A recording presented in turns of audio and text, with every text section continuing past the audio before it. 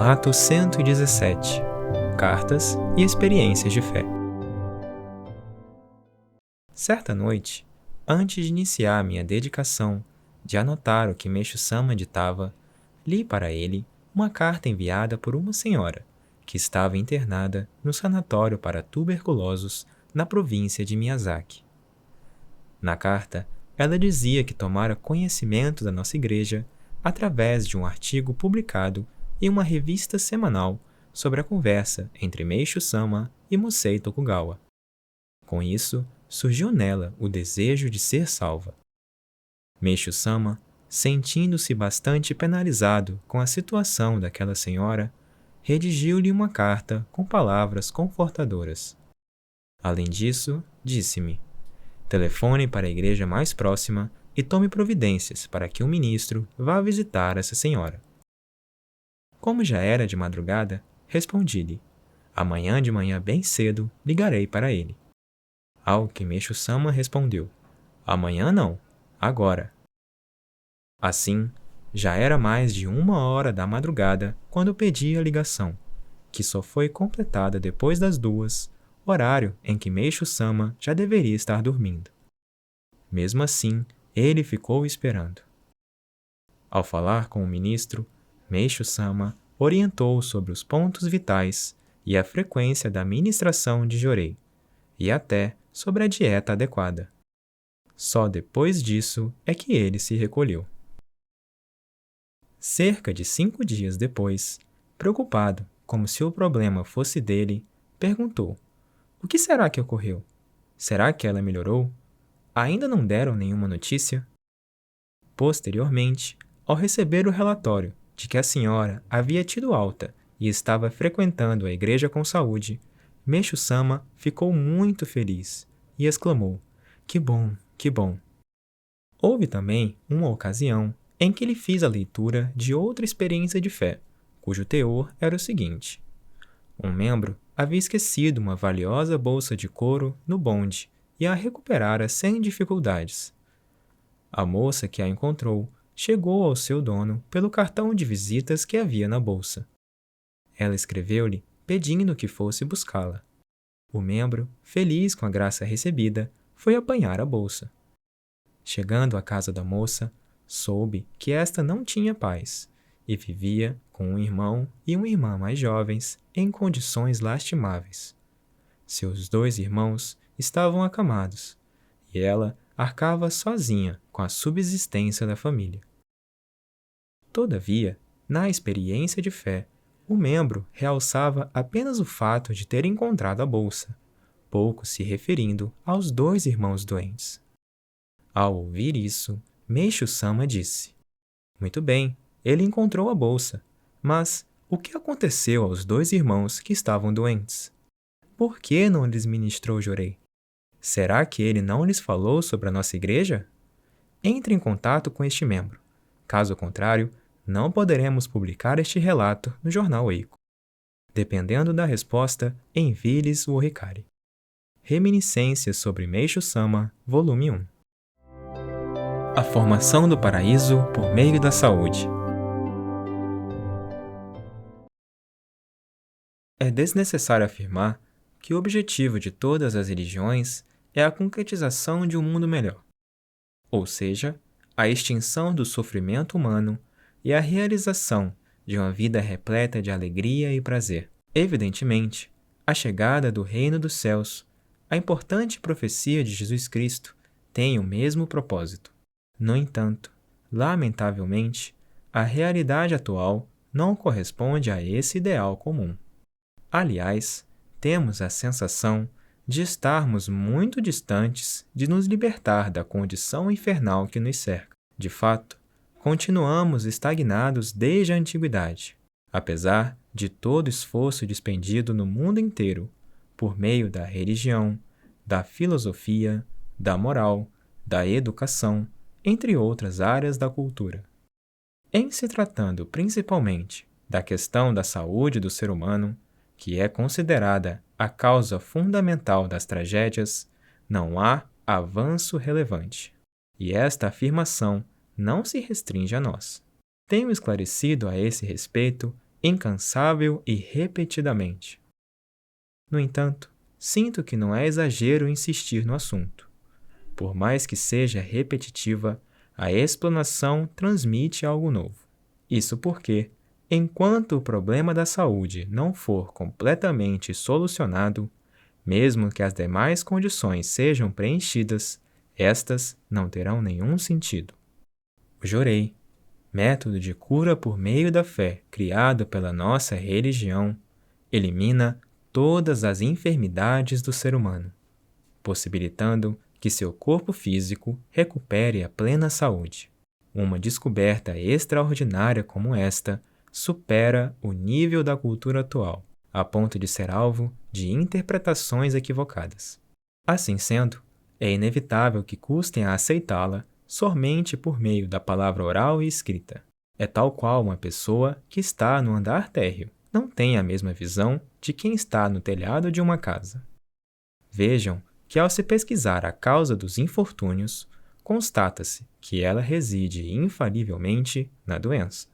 Há casos de jovens acometidos pela tuberculose quando estão prestes a concluir a educação superior. Os pais, por sua vez, perdem a única esperança que nutriam e caem em desespero diante do destino incerto. Ocorre também de pessoas de meia idade verem seu empreendimento arruinado devido a enfermidades quando finalmente o haviam alicerçado e aspiravam expandi-lo muito. Assim sendo, a sociedade está repleta de material para a infelicidade. Nessas circunstâncias, tanto a evoluída medicina quanto as religiões tradicionais têm despendido contínuo esforço. Todavia, não há sequer uma luz de esperança, sendo-lhes difícil até mesmo proteger sua reputação. Nos dias atuais, em que as situações lastimáveis alcançaram ápice, nossa religião surgiu inesperadamente. As pessoas que ingressaram nela e assimilaram com clareza sua essência compreendem com facilidade a importância da nossa contribuição para eliminar as tragédias. No entanto, há quem logo encerre o assunto dizendo: surgiu mais uma religião nova denominada Igreja Canon do Japão. Com certeza deve ser falsa e supersticiosa. De maneira alguma perderei meu precioso tempo com ela. Se me sobrasse tempo, seria preferível ir ao cinema ou ao jogo de beisebol. Sem dúvida, até os jornalistas têm a mesma opinião, haja vista os preconceituosos artigos de crítica às novas religiões. Aproveitando-se do conturbado estado emocional do pós-guerra, forjam-se religiões fraudulentas, que cometem o absurdo de enganar e explorar o povo, que é ingênuo. Todavia, do nosso ponto de vista, não há contrassenso maior. Dessa maneira, muitos hipócritas ostentam uma suposta superioridade, como se fossem capazes de identificar o conteúdo de algo por meio das aparências. Entretanto, a qualquer momento, eles próprios ou seus familiares poderão ter o infortúnio de ser acometidos por alguma doença, internados em um hospital ou levados a despender altas somas. Assim, muitos não se libertarão da vida infernal que levam. Se a questão se limitasse a este contexto, não haveria problema. Todavia, pelo fato desses farsantes exporem suas ideias, autocentradas e equivocadas, ao público em geral, através dos meios de comunicação, as pessoas caem na ilusão e a sociedade é conduzida às trevas. Portanto, devemos dizer o quão grave é esse tipo de pecado. O comportamento dos materialistas é uma das causas que impedem a redução do mal social.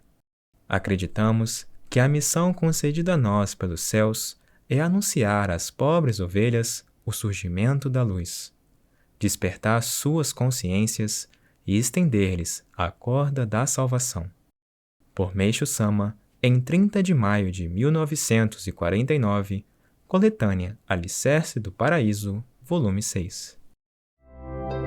A origem da doença.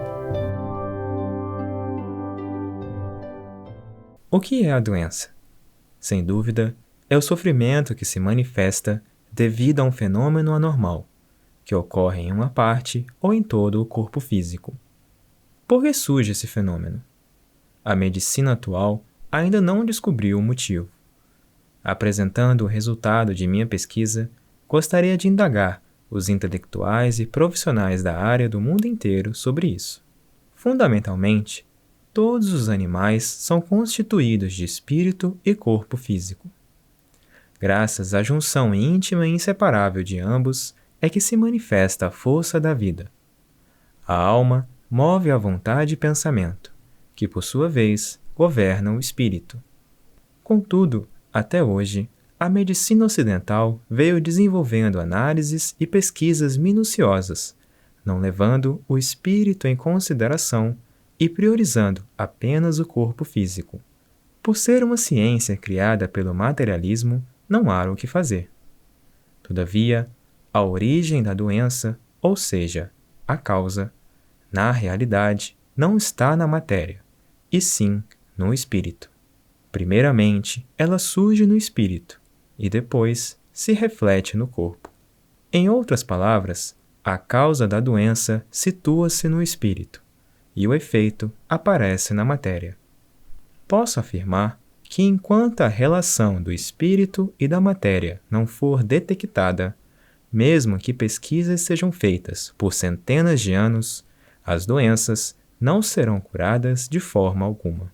É lamentável que, apesar do atual nível de progresso científico, não se comprove a existência do espírito por meio de aparelhos. Portanto, podemos dizer que a cultura atual equivale à cultura da época anterior à descoberta do ar. Entretanto, é óbvio que não podemos dizer que a ciência, que constatou os elementos que constituem o ar, não seja capaz de desvendar a realidade do espírito. Com a descoberta do ar, a ciência deu um grande salto repentinamente. Se ela, porventura, puder detectar a existência do espírito, acredito que serão estabelecidos a verdadeira medicina e o autêntico tratamento. Consequentemente, a religião e a ciência também se unirão. Dessa forma, creio que a luta contra o espiritualismo, como a que ocorre hoje, vai desaparecer sem deixar vestígios. Eu, através do princípio terapêutico que prioriza o espírito, atualmente venho alcançando resultados surpreendentes. As pessoas, presenciando os resultados positivos ocorridos diariamente e sentindo-se realmente surpresas, têm afirmado que se trata de um grande milagre. Se houver uma compreensão sobre o princípio da terapia centralizada no espírito, que não recorre a medicamentos ou a intervenções físicas, é natural e incontestável que a cura ocorra. Nesta mesma lógica, nós ficaríamos realmente surpresos se uma terapia centralizada no corpo físico fosse capaz de promover a cura completa. Não é que eu seja um crítico da ciência. O que faço é apontar os equívocos da medicina. Isso porque é imensurável o bem-estar que o progresso científico trouxe à humanidade. No futuro, é preciso fazer a ciência desenvolver e avançar cada vez mais, e, obviamente, desejar que ela evolua até se integrar à religião. Aqui se encontra latente um fato importante que nos conduz facilmente ao erro. Trata-se da ciência, que, como em um passe de mágica, faz as máquinas trabalharem tal como os seres vivos.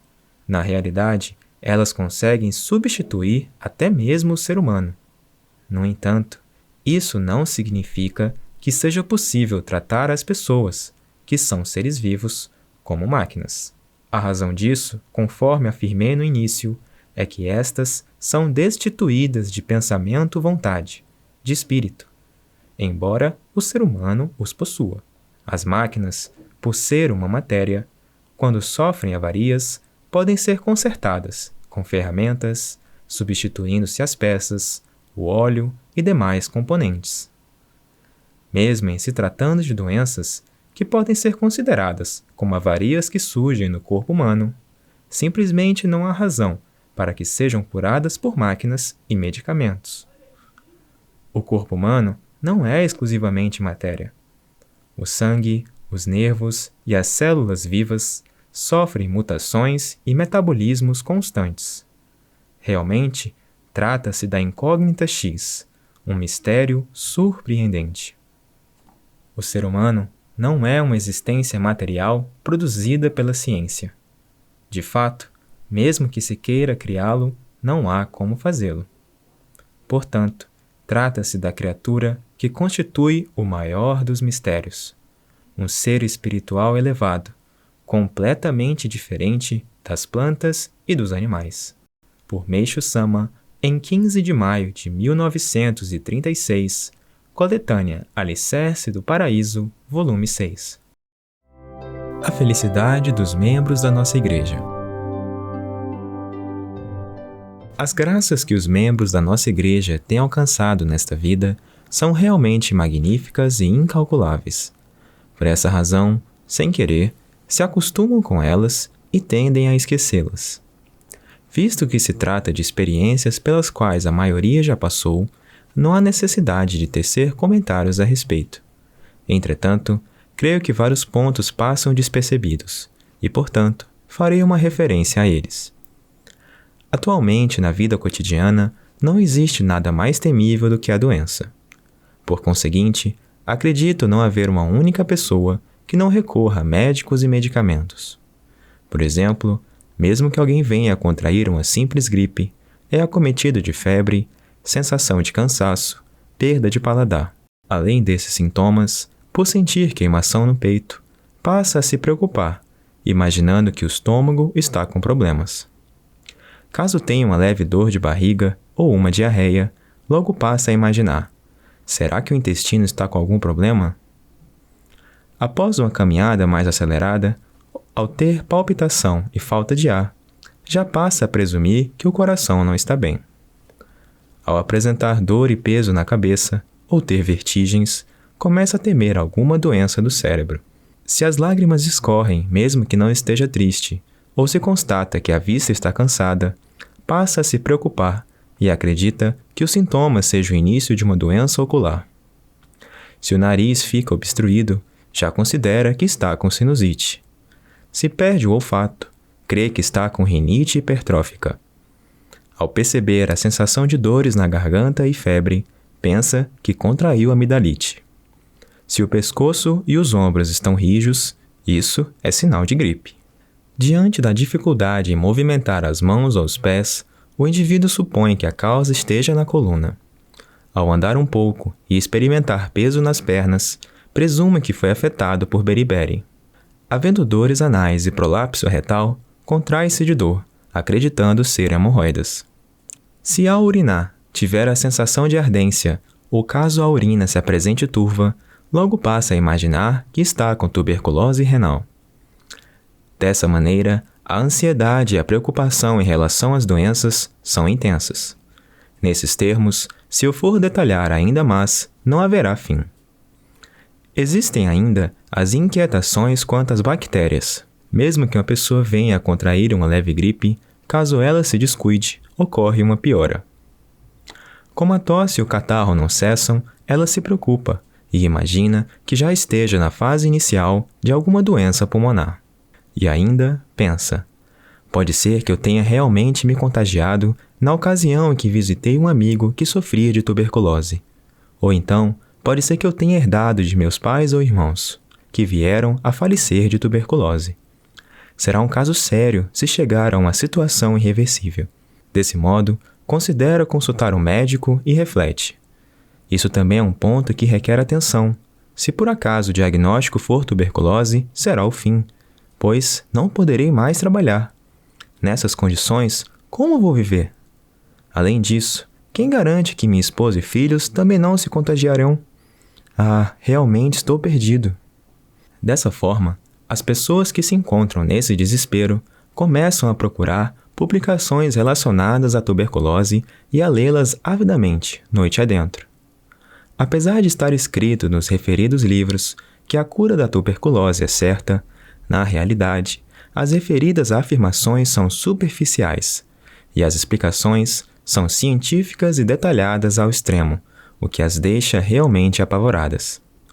Se bem que quando se fala em ciência, as pessoas confiam incondicionalmente. Portanto, quanto mais leem, mais aumentam suas preocupações. Mesmo que haja cura, não se sabe quantos anos vai levar para ocorrer. Além disso, submetendo-se ao repouso absoluto, elas nada poderão fazer. Se for por um curto período, sobreviverão graças, por exemplo, à poupança, ao seguro-saúde e ao auxílio-doença. No entanto, as pessoas continuam inseguras em relação ao futuro. Além disso, uma vez que os gastos com os tratamentos médicos são elevados, a menos que possuam consideráveis recursos financeiros, elas costumam ficar demasiadamente preocupadas com a doença e acabam por sofrer cada vez mais. Contudo, isso não se limita à tuberculose. Ultimamente, é comum a propagação de várias doenças contagiosas. Quando advém uma diarreia intensa, as pessoas já começam a se afligir, presumindo que isso seja o início de uma disenteria. Nos casos em que notam estar com febre, mesmo sem estarem gripadas, logo ficam temerosas e pensam: será que não estou com tifo? Principalmente, quando percebe que o filho se encontra desanimado, sonolento e bocejando, a mãe já acha que ele está com disenteria infantil ou meningite japonesa. Se a criança começa a tossir de forma mais intensa e prolongada, a mãe pensa que está com coqueluche.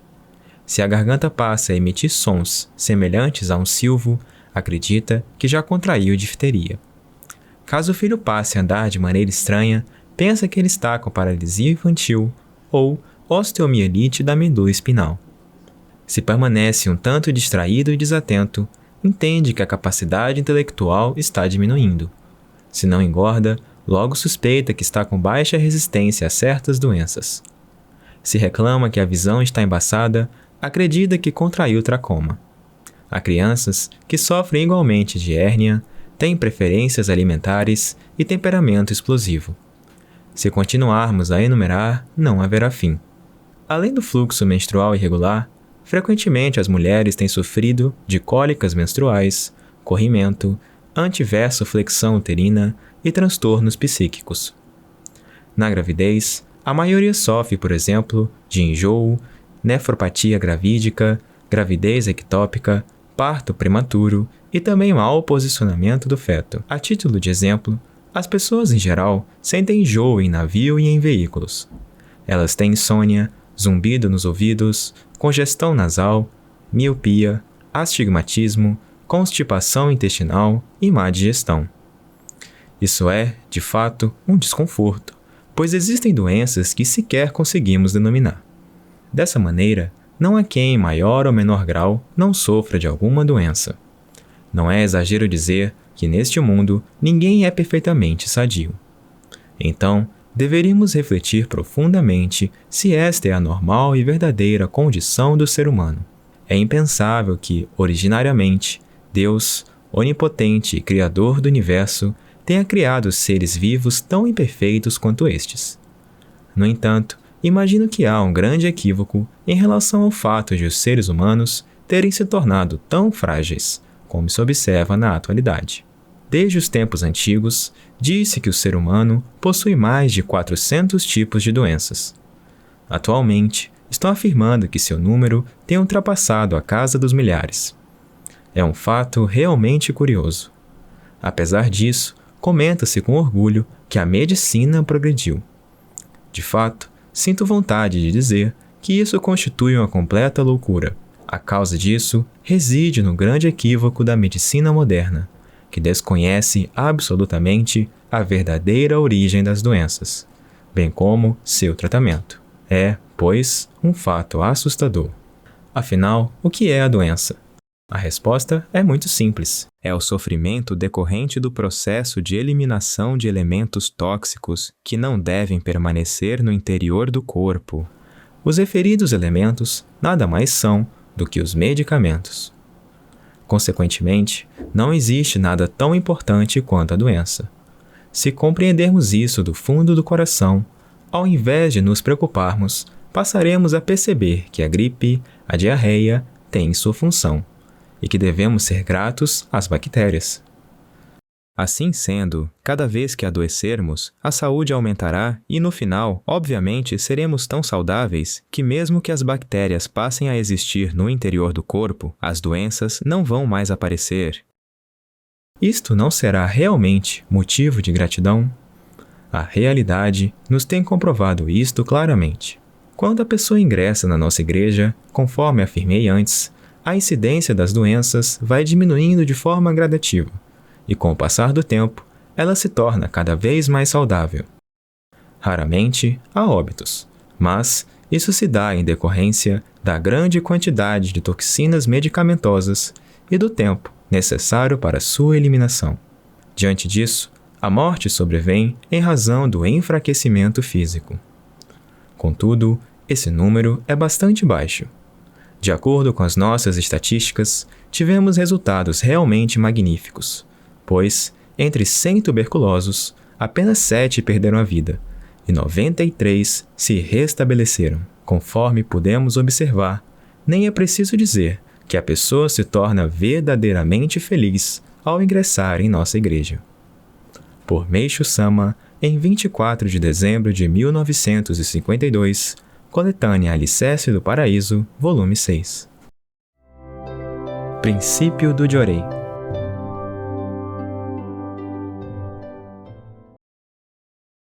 Primeira parte.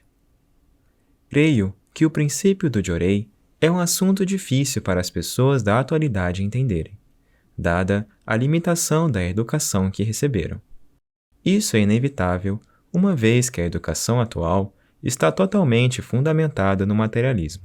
Pensando bem, ao observarmos os feitos dos fundadores de diversas religiões, por meio de documentos escritos e da tradição oral, constatamos invariavelmente que eles realizaram milagres. Este fato é mais evidente nas grandes religiões. Por outro lado, pelo estágio cultural daquela época, o povo simplesmente se satisfazia com a religião quando esta concedia benefícios e milagres, sem mesmo procurar entender o conteúdo ou a teoria que a embasavam. Lamentavelmente, ainda hoje podemos imaginar que, se não tivesse sido crucificado, Jesus Cristo, aquele que mais milagres realizou, teria salvado uma grande parte da humanidade, e sua doutrina estaria ainda mais difundida. Não obstante, seu tempo de atuação foi bastante curto, sem dúvida em decorrência de a força de Satanás ter sido inegavelmente superior, dada a prematuridade do tempo no mundo espiritual. Esse tempo, finalmente, amadureceu, e adveio a grande transição naquele mundo. Através da nossa intuição espiritual, podemos ver claramente que o poder de Satanás está enfraquecendo dia após dia. Por intermédio da revelação divina, foram-me esclarecidos todos os acontecimentos até hoje considerados mistérios do mundo. Assim, é-me possível distinguir o certo e o errado, explicar o fundamento do bem e do mal, corrigir o erro de todas as coisas. Em face da realidade atual, que pende apenas para o progresso da cultura material, definitivamente vou incrementar o avanço da cultura espiritual e, com o desenvolvimento integrado de ambas, fazer surgir o mundo ideal, o paraíso terrestre. Nesse sentido, elucidarei alguns fundamentos dos excelentes resultados alcançados pelos membros de nossa igreja por meio de milagres surpreendentes. Diferentemente dos primórdios da civilização, ou ainda da época da cultura pouco desenvolvida, atualmente o ser humano não confia plenamente apenas na manifestação de milagres. Sem uma explicação teórica dos fatos, ele não se convence de jeito nenhum. Uma das causas da decadência das religiões tradicionais é que elas simplesmente negam a cultura material e não conseguem proporcionar aos seus seguidores as graças recebidas nesta vida. Vou explicar o princípio do Jorei, método pelo qual os fiéis da nossa igreja manifestam milagres. Estende-se a mão em direção à pessoa enferma a certa distância. Tal ato faz com que doentes em estado grave melhorem rapidamente. Mesmo as dores mais fortes diminuem ou desaparecem em curto espaço de tempo. Portanto, só podemos dizer que se trata de milagre. Há inúmeros exemplos de fiéis recém-ingressos que reverteram o quadro de pacientes desenganados. Trata-se, pois, de uma questão completamente fora da lógica da visão materialista da atualidade. A medicina atual é o resultado de milhares de anos de estudos e de aperfeiçoamento constante de renomados estudiosos de vários países, e seus métodos terapêuticos são respeitados pela minúcia e sofisticação. Entretanto, não é exagero considerar como maravilha do século o fato de um indivíduo comum obter resultados notáveis, ministrando Jorei a doentes que não conseguiram restabelecer-se com o tratamento de especialistas, formados à custa de elevadas despesas, com estudos e pesquisas, durante dezenas de anos. É realmente um fato que está além da razão. Todavia, é difícil para as pessoas aceitarem esses resultados só de ouvir falar. Ao contrário, acabam considerando-os como superstição ou insanidade, o que talvez seja uma reação natural. Afinal, trata-se de um grande acontecimento, inédito na história.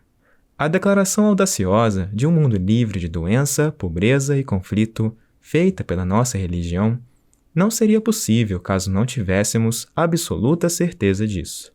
Se não possuísse competência para tal, ela enganaria o mundo e cometeria um delito imperdoável. No entanto, os milagres que citei, na verdade, para nós, não são milagres, pois possuem fundamentos sólidos e surgem porque devem surgir. Já que tudo isso está embasado em explicações científicas, vou escrever a respeito o mais detalhadamente possível. Segunda parte. Para explicar o princípio do Jorei, torna-se indispensável o conhecimento de um fato que passo a expor. Todas as coisas existentes no universo são constituídas não só de matéria, mas também de espírito, invisível aos nossos olhos. O ser humano, logicamente, é formado de espírito e corpo físico. Em uma classificação sumária, o espírito é a essência do Sol, o corpo físico, as essências da Lua e da Terra. Em termos mais compreensíveis, o espírito é fogo, yang, masculino, frente, vertical e dia. O corpo, por sua vez, é água, yin, feminino, verso, horizontal e noite. A ciência, porém, não admite a existência do espírito, objetivando somente a matéria, e isto é que constitui o erro fundamental. Ora, se o ser humano fosse desprovido de espírito, não passaria de um simples objeto. Seria apenas uma matéria inanimada, como o pau e a pedra, sem vida e sem atividade mental. A razão do erro da ciência até hoje consiste em não compreender essa teoria tão simples. Para os cientistas, no espaço só existe o ar, nada mais. Todavia, a verdade é que, além do ar, existe um número incalculável de elementos invisíveis. Lamentavelmente, a ciência ainda não progrediu a ponto de detectá-los. Por felicidade, eu descobri a existência desses elementos, tendo dado ao conhecimento obtido o nome de ciência espiritual. Com essa descoberta, evidentemente, iniciou-se a época em que as doenças, o maior sofrimento da humanidade, serão extintas. Tudo o que diz respeito a elas e permaneceram obscuro até hoje foi elucidado. Portanto, podemos dizer que as pesquisas no campo da medicina, na forma como existem hoje, não serão mais necessárias. A seguir, vou mostrar a origem do aparecimento das doenças. Conforme eu já disse, o ser humano é constituído de espírito e matéria, que segue o princípio da dualidade. O fato de ele estar vivo e movimentar-se é porque há a união e integração entre o espírito e a matéria, e o espírito movimenta a matéria. O espírito possui a mesma forma do corpo físico e dentro dele localiza-se a consciência, no centro da qual, por sua vez, está a alma. A ação dessa trilogia manifesta-se como vontade e pensamento. O espírito, que é invisível, ou seja, a vontade e pensamento, governa o corpo. Portanto, é como se o espírito fosse o chefe e a matéria o subordinado. Isto é, o espírito rege a matéria. Dando um exemplo simples, quando uma pessoa movimenta os braços e as pernas, estes não se movem livremente, por si próprios, mas sim obedecendo à vontade e pensamento da pessoa. Todas as partes do corpo, sem exceção, inclusive a boca, o nariz, os olhos mexem-se dessa forma. Até a doença obedece ao mesmo princípio. Para que possam entender bem, vou exemplificar com o furúnculo, do qual todo mundo tem experiência. O furúnculo surge como uma pequena protuberância e vai inchando gradualmente e tomando uma cor avermelhada. Normalmente, vem acompanhado de febre e a pessoa começa a sentir dores e coceiras no local. Esse fenômeno constitui uma atividade de eliminação das toxinas do corpo físico, por ação fisiológica natural. As toxinas solidificadas acumulam-se em determinada parte do corpo e são dissolvidas e liquefeitas pela febre, o que torna sua eliminação mais fácil. Este é o processo de recuperação natural. Para formar um orifício de saída, a pele fica muito fina e flácida. Portanto, a coloração avermelhada é o sangue intoxicado, visível por entre a pele, que se tornou fina e transparente. Depois, um pequeno orifício se abre e o sangue intoxicado, que dá origem ao pus, começa a sair imediatamente. Com sua eliminação, termina a purificação. Essa explicação diz respeito ao corpo físico. Contudo, em que condições se encontra o espírito nessa ocasião? Ele apresenta uma espécie de nebulosidade no mesmo formato do furúnculo. Em outras palavras, nuvens espirituais. Quanto mais grave a doença, mais densas são as nuvens. E por que motivo elas ficam concentradas em uma parte do espírito? Pelo processo contínuo de purificação, as nuvens espalhadas por todo o espírito se reúnem em determinado local e surge a ação eliminatória. Isso constitui a doença. Existe, pois, uma relação inseparável entre o espírito e o corpo. Assim sendo, no caso do furúnculo, o tratamento médico promove a eliminação da toxina solidificada com pus através de perfuração ou incisão. Mas isso é um grande erro, pois, na maioria das vezes, a intervenção é realizada antes que o sangue intoxicado, que dá origem ao pus, atinja suficiente concentração. Por essa razão, mesmo depois da incisão, esse sangue continua se acumulando nesse local por um longo tempo, e às vezes a cicatrização torna-se demorada. Por esse motivo, a cicatrização da cirurgia de apêndice, por exemplo, pode levar anos. Um médico experiente aguarda o furúnculo amadurecer suficientemente para realizar a incisão. Este procedimento torna a cura completa mais rápida. Se desde o início a pessoa não se submeter a nenhum tipo de tratamento, esperar até que o furúnculo amadureça suficientemente e deixar que o sangue intoxicado que dá origem ao pus seja eliminado através do orifício que se abriu naturalmente, verá que o resultado da cura é bem mais simples e rápido em comparação com a cirurgia. Por exemplo, um furúnculo perfurado prematuramente leva 1 mês para ser eliminado. O furúnculo maduro, que sofre uma intervenção, 10 dias. E o que segue o processo natural, sem qualquer tratamento, 5. Todavia, o que incomoda é a dor e o sofrimento que a pessoa terá que suportar durante o período de amadurecimento até sua perfuração natural. E uma vez que, através da intervenção, pode livrar-se prontamente da dor, a pessoa acaba concluindo que aquela é inevitável. Por mais que a dor e o sofrimento sejam intensos, estes cessam com o tratamento do Jorei, e a pessoa continua sem sentir dor, até que o furúnculo se torne volumoso, com a coloração avermelhada e ocorra a eliminação do sangue intoxicado que dá origem ao pus. Diante de tal fato, todos ficam abismados.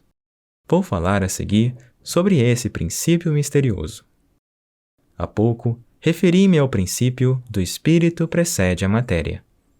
Contudo, ele não se aplica apenas ao corpo humano.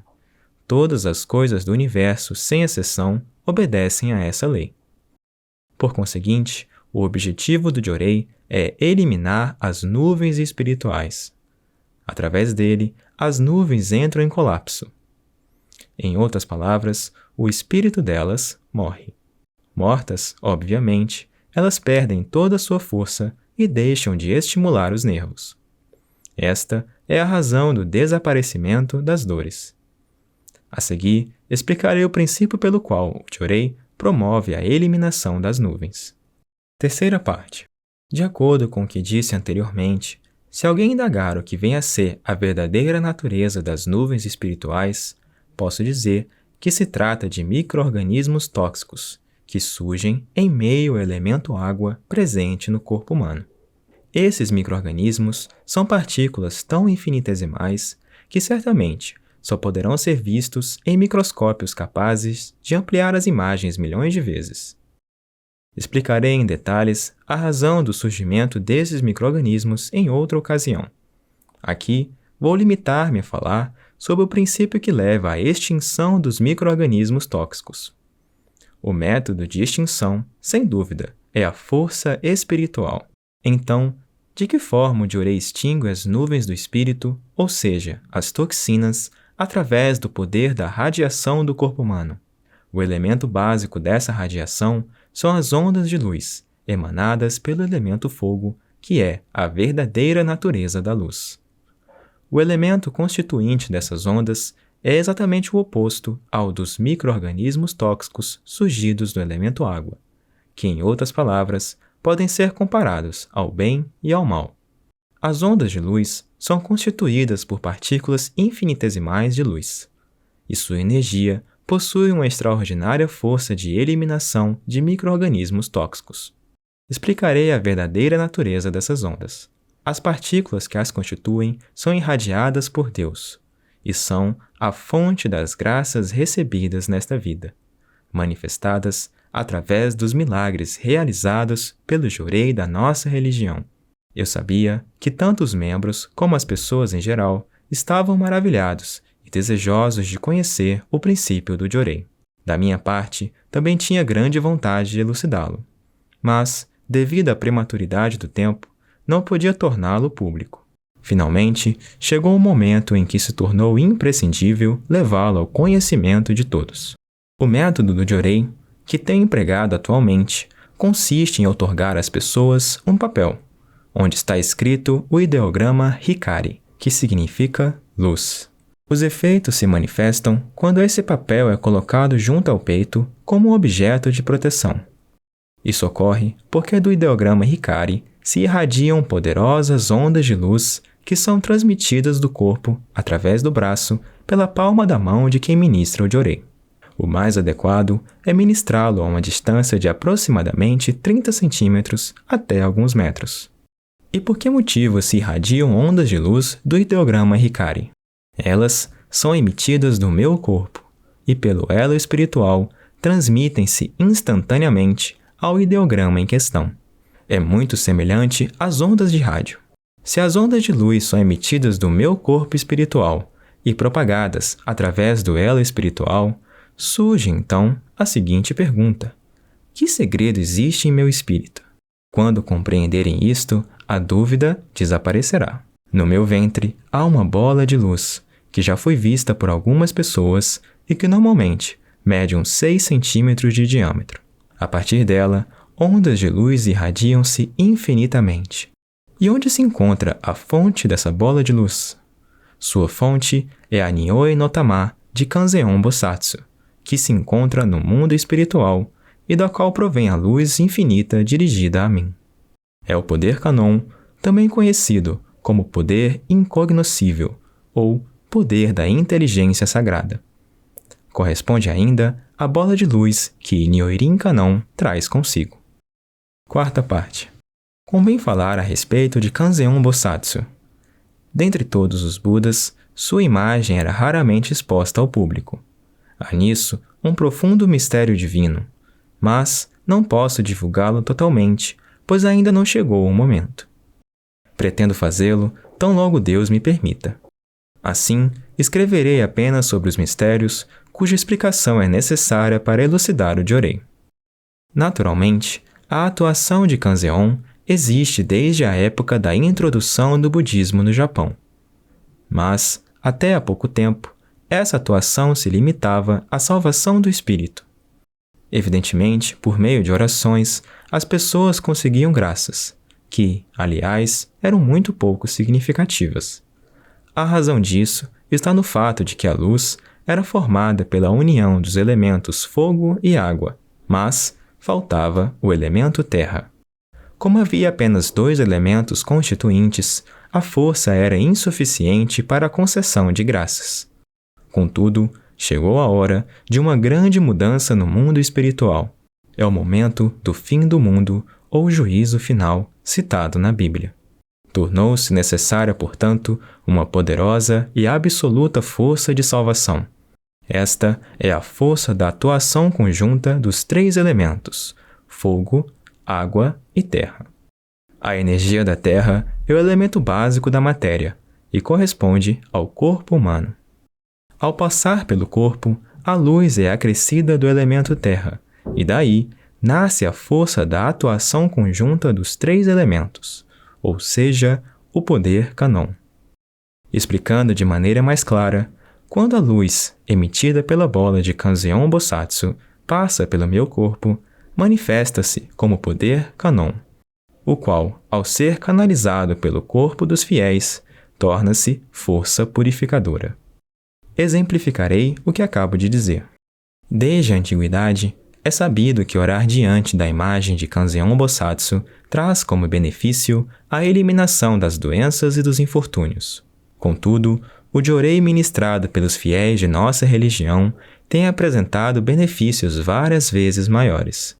Isso ocorre porque as ondas de luz emitidas pelas imagens ou estátuas de Kanzeon Bosatsu são constituídas apenas pela força dos elementos fogo e água. Nelas, não está contida a força do corpo físico, que é essencial. A razão disso é a grande mudança do mundo espiritual a qual eu sempre me refiro. Até meados de junho de 1931, no mundo espiritual, a quantidade do elemento água era maior e a do elemento fogo menor. A partir de então, este último começou a aumentar gradativamente. É verdade que a mudança já se havia iniciado dezenas de anos antes dessa data, mas o elemento fogo era demasiado rarefeito. Aqui vou explicar a respeito da intensidade da luz. Se a luz é forte, significa que há maior quantidade de elemento fogo. Isso assemelha-se às lâmpadas incandescentes. Quanto maior é a potência, maior é a quantidade de calor emitido. Outro exemplo é que, como existe uma massa de elemento fogo em meu ventre, as pessoas dizem que minha temperatura é bem mais alta que a das pessoas em geral. Praticamente todas as noites recebo massagem nos ombros, e quem o faz diz que emana muito calor de mim. No inverno, sempre acabo tirando 1 ou 2 agasalhos. Se permaneço em um cômodo durante algum tempo, as pessoas acham que ele ficou aquecido, e muitas vezes dou gargalhadas e digo que sirvo como substituto do aquecedor. Mesmo em dias de frio, costumo ficar 1 ou 2 horas só de pijama, após o banho. Além disso, gosto especialmente de banhos mornos. É semelhante ao princípio do aumento de calor quando se joga água sobre o fogo, e da maior intensidade do frio nos dias límpidos de inverno. Por Meishu Sama, em 30 de maio de 1949, coletânea Alicerce do Paraíso, volume 1. O século XXI. Com frequência, perguntam-me como será o paraíso terrestre a que eu sempre me refiro. Quanto a isso, eu pude conhecer como seria a situação do mundo daqui a um século, por meio da revelação divina de 1926. Muitas vezes pensei em escrever sobre o assunto, mas sentia que o momento era prematuro e não fiz até hoje. Entretanto, nos últimos tempos, senti que chegou a hora de explicar sobre isso, e por essa razão pus-me a escrever.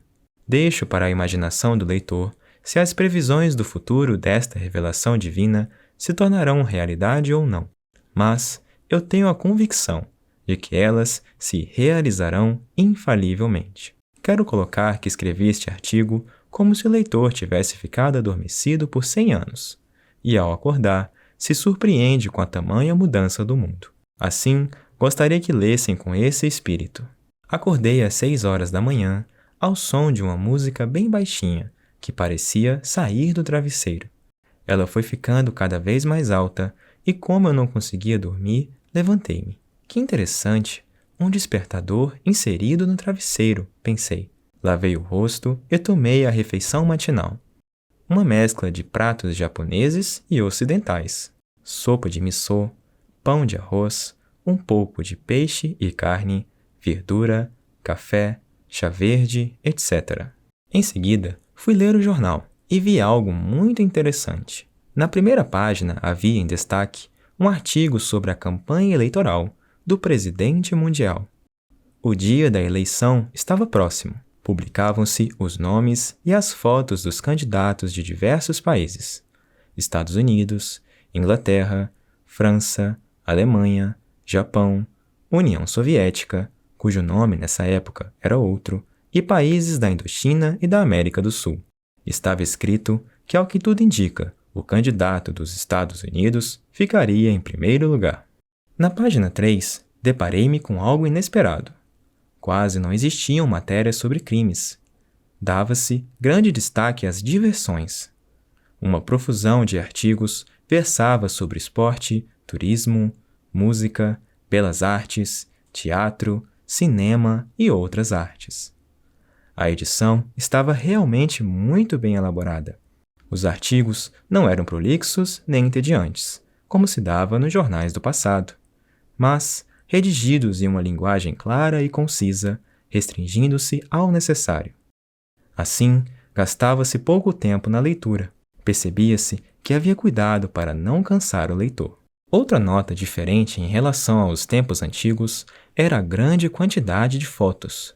50% de artigos e 50% de fotos. A página de anúncios e classificados também era muito diferente. Não havia nenhuma propaganda de remédios, e a de cosméticos era mínima.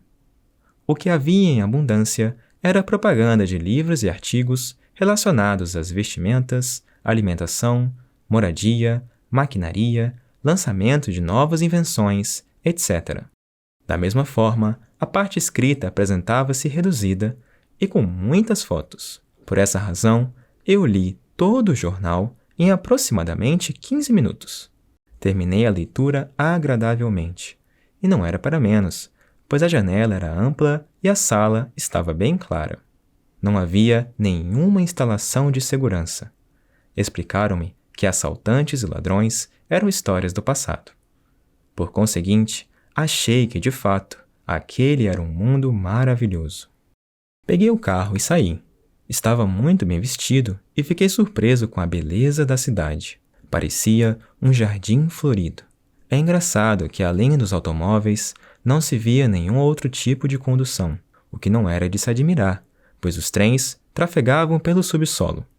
As ruas eram só para os automóveis. Além disso, estes eram silenciosos. Achando estranho, olhei bem e notei que a rua parecia estar coberta com cortiça. Observando melhor, percebi tratar-se de um material elástico e bastante macio, que parecia ter sido preparado com uma mistura de borracha e serragem. Não havia como ocorrer poluição sonora, porque, além desse piso especial e dos pneus de borracha, havia dispositivos especiais em volta das janelas e outras partes, para isolamento acústico.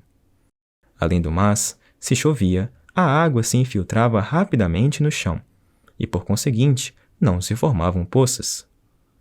A força motora que movimentava os carros era gerada por um minério do tamanho da ponta de um dedo. Algo realmente extraordinário, porque conseguia fazer com que um carro percorresse várias dezenas de milhas. Esse minério assemelhava-se ao urânio e ao plutônio, cuja aplicação se baseava no princípio da desintegração do átomo. Assim que entrei no carro, percebi que não havia motorista. Nem era preciso, pois bastava o passageiro segurar uma barra com uma das mãos para o carro movimentar-se. É claro, porém, que algumas pessoas se davam o luxo de ter motorista. Ao ver a cidade, minha primeira impressão foi exclamar como era bela. Fiquei surpreendido ao ver árvores frutíferas enfileiradas entre a rua e a calçada, como ocorria antigamente, com a ginkgo biloba e os plátanos. Havia figueiras, caquizeiros, nespireiras e árvores mais baixas, como laranjeiras, pessegueiros e pereiras. No meio da rua, existiam canteiros semelhantes aos de outrora, separando as duas mãos do trânsito. Neles se enfileiravam arbustos cobertos de belas flores, enquanto as bordas eram coloridas por todos os tipos de flores e plantas. À medida que eu passava lentamente por elas, chegava a mim o perfume de uma flor que não conseguia identificar. O que me pareceu mais bonito no passeio foi um canteiro cheio de hortênsias em determinado bairro, na extensão de 1 milha. A segunda coisa mais bela foi o caminho que vinha em seguida, todo florido de dálias. Havia também um local onde se viam cachos de uvas pendurados nas duas calçadas das ruas, e pérgolas de glicínias, cujas flores já haviam caído e só tinham folhas. Em diversos pontos da cidade havia pequenas casas de chá, com mesas e cadeiras enfileiradas na beira das calçadas, a fim de que os transeuntes pudessem tomar uma bebida leve apreciando as flores. Cada bairro possuía 1 ou 2 pequenos parques públicos, onde as crianças brincavam alegremente, e por essa razão a cidade também era o paraíso das crianças.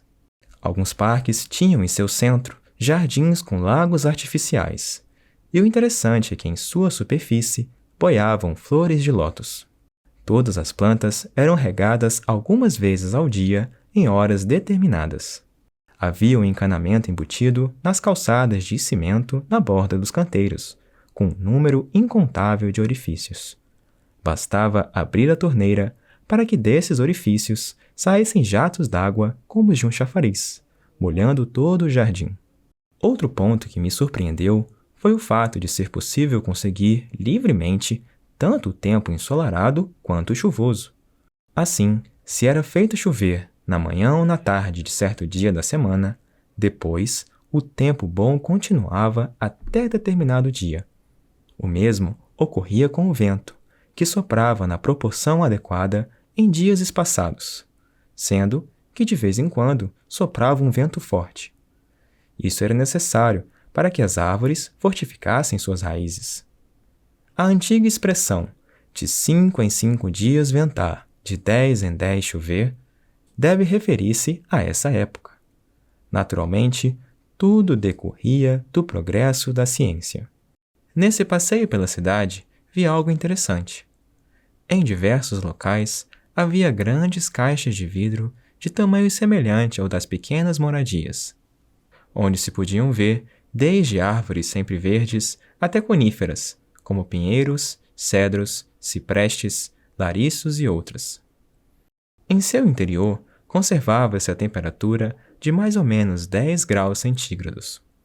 Naturalmente, havia um aparelho de ar-condicionado em cada uma. Essas caixas funcionavam como oásis artificiais para aqueles que percorriam os arredores sob o sol escaldante do verão. Nesses locais, jovens, divididos em grupos, realizavam atividades sob a orientação de um responsável, que tinha vasto conhecimento de botânica e fora selecionado entre os diretores da associação de cada bairro. Do carro, que seguia lentamente, eu via as lojas da cidade enfileiradas. A arquitetura, bem planejada, cheia de beleza e elegância, proporcionava uma sensação muito agradável. Não se viam cores berrantes nem construções sem graça, semelhantes a caixas de fósforo. Todas tinham janelas amplas e iluminação suave, que permitiam que a estética das pinturas e das esculturas se destacasse ao máximo. As lojas, um pouco maiores, pareciam museus de arte. Enquanto eu fazia uma coisa e outra, parece que ia anoitecendo, mas não se sentia que já era noite. Aliás, não era para menos, pois nas ruas, em determinados espaços, existiam altos postes de iluminação a arco voltaico. Os raios de luz eram diferentes dos que são emitidos pelas lâmpadas, muito mais claros, de um brilho surpreendente. A sensação é que se recebia a luz do sol em plena tarde, e nenhuma das cores sofria modificação. Caros leitores, gostaria que imaginassem a cidade que acabei de descrever.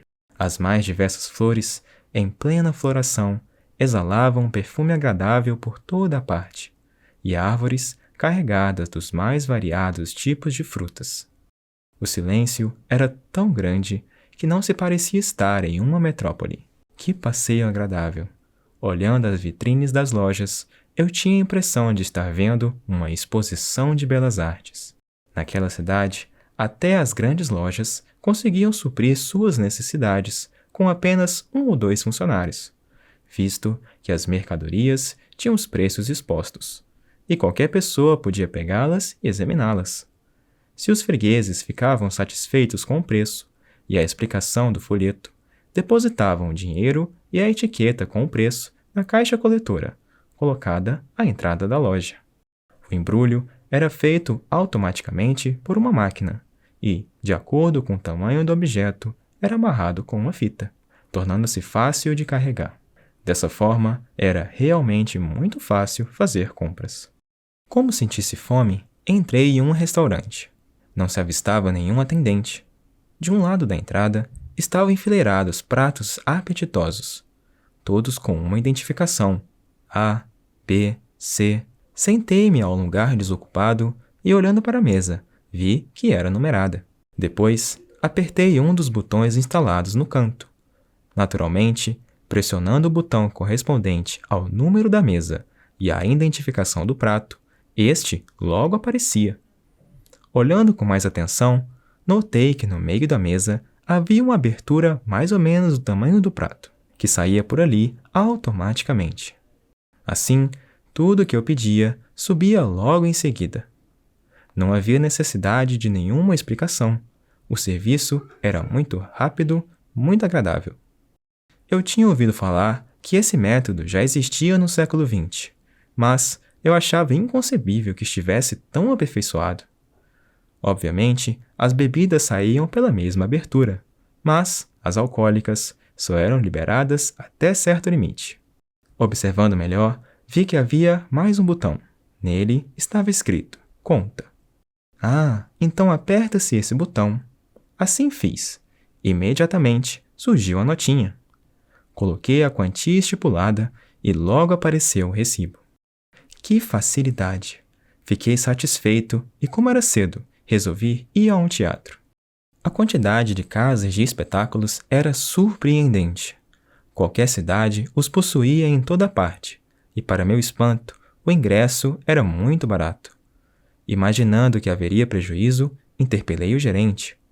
Ele respondeu que todos os teatros eram administrados por milionários como obras sociais, e assim nem seria preciso cobrar ingresso. A arquitetura e as instalações eram magníficas, ostentando muita beleza e qualidade.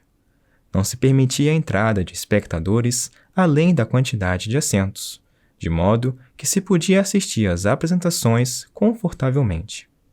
Quando entrei, estava vendo uma exibição cinematográfica curiosíssima. Exibiram-se 2 filmes, produzidos por uma companhia nipo-americana. Um sobre os Estados Unidos e outro sobre o Japão. O primeiro era um filme histórico que retratava o período transcorrido desde a época em que os puritanos da Inglaterra chegaram aos Estados Unidos e começaram a desbravar a terra até a Guerra da Independência. O segundo mostrava um personagem que poderíamos chamar de cientista em religião, o qual revolucionou a medicina e teve uma vida de lutas incessantes, mas solucionou o problema da doença. Ambos os filmes eram muito interessantes. Havia também uma atração à parte, exibida em uma televisão. Parecia ser uma peça representada em algum teatro. Como estava exausto, voltei para casa e fui dormir. Refletindo sobre o que vira nesse dia, concluí que, realmente, o sonho da humanidade havia sido concretizado. Fiquei bastante emocionado, pois senti que esta era a utopia, há tanto tempo idealizada por ela, e meu espírito de pesquisa aguçou de forma incontida, pois eu sentia necessidade de conhecer todos os aspectos da cultura dos novos tempos. Primeiramente, resolvi pesquisar sem alarde, acreditando que os leitores também desejam conhecer tudo sobre esse novo mundo. Relatarei pela ordem dos fatos aquilo que fiquei sabendo. O caso que se segue se deu no dia seguinte ao passeio. Um vizinho meu convidou-me para ir a um lugar muito agradável, e eu acompanhei sem hesitar. Mais ou menos no centro de certa cidade, existia um edifício surpreendentemente suntuoso. Dirigimos-nos para lá. Nele havia teatro, restaurante, locais de diversão, etc. Eu quis saber que edifício era aquele, e meu amigo disse que era o centro comunitário, acrescentando que todos os bairros tinham um ou dois desses locais. Em seguida, ele contou que uma vez por semana os membros se reuniam para trocar ideias. Naturalmente, avaliavam propostas sobre o plano de expansão da cidade, saneamento, lazer e outros segmentos, objetivando aumentar o bem-estar dos cidadãos. Primeiramente, nós nos encaminhamos ao restaurante, onde saboreamos pratos deliciosos. A refeição era excelente, muito melhor que as do século anterior, em termos de sabor da comida e aroma das bebidas. Pelo que meu amigo contou, uma vez por semana havia o Dia da Felicidade, em que os membros se reuniam e passavam momentos aprazíveis, saboreando pratos apetitosos, ouvindo música e assistindo a apresentações teatrais e de dança. Nessa ocasião, as danças e as músicas eram apresentadas com muito orgulho pelas jovens de todas as famílias da cidade, que ensaiavam frequentemente. Artistas profissionais e amadores faziam exibições conjuntas. As verbas para esta e outras atividades eram doadas pelos milionários da cidade em benefício da sociedade. Neste novo mundo, era surpreendente a intensificação das viagens. Nos parques nacionais, nas regiões montanhosas, nas praias e nas ilhas pitorescas de várias regiões, havia grande número de turistas, provenientes de todos os países. Consequentemente, por mais afastado que fosse um lugar, o progresso cobria as distâncias com trens elétricos, bondinhos aéreos e outras formas de transporte. As ferrovias e os meios de navegação eram magníficos e luxuosos. Os preços, no entanto, eram bem baratos. Chegavam a ser quase de graça.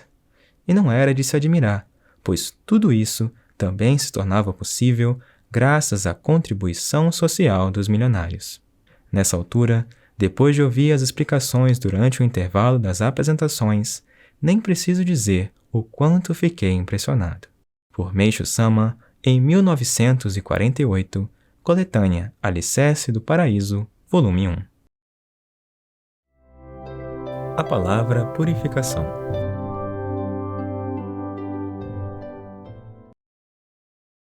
Em nossa religião, as doenças são chamadas de purificação.